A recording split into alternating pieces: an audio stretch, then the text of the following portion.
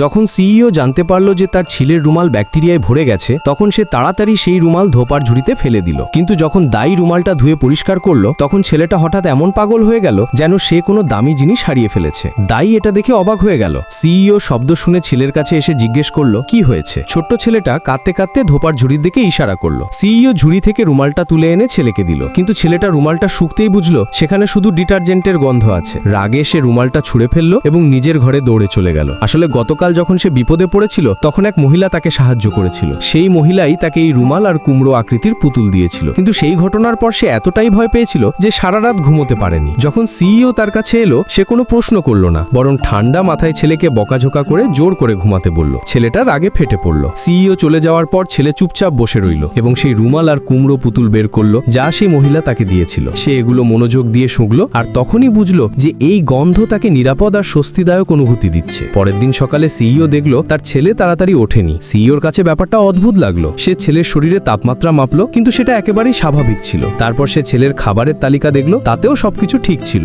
CEO ভেবে নিল যে হয়তো ছেলের শরীর খারাপ হচ্ছে, তাই সঙ্গে সঙ্গে সে তার সচিবকে বলল ছেলেকে হাসপাতালে নিয়ে যেতে। এদিকে সেই মহিলাও তখন হাসপাতালে কাজে এসেছিল। হঠাৎ সে এক বাচ্চার জোরালো চিৎকার শুনল। কৌতূহল নিয়ে সে দেখতে গেল এবং অবাক হয়ে গেল, কারণ এ তো সেই একই ছেলে যাকে সে গতকাল বাঁচিয়েছিল। সে হাসলো এবং ছেলেটিকে নমস্তে জানালো। সে খেয়াল করলো যে ছেলেটার খেলনা গাড়ি নিয়ে খেলতে মোটেও ভাল লাগছে না, তাই সে তাকে ডাকলো এবং অন্য কোথাও গিয়ে খেলার পরামর্শ দিল। কিন্তু এটা খুবই অদ্ভুত ছিল, কারণ সাধারণভাবে সেই ছেলে কোনো অচেনা মানুষের সঙ্গে কথা বলতো না। কিন্তু এবার সে মহিলার প্রতি আপন ভাব দেখিয়ে সঙ্গে সঙ্গে তার কথা মেনে নিল। এটা দেখে সচিব পুরোপুরি অবাক হয়ে গেল।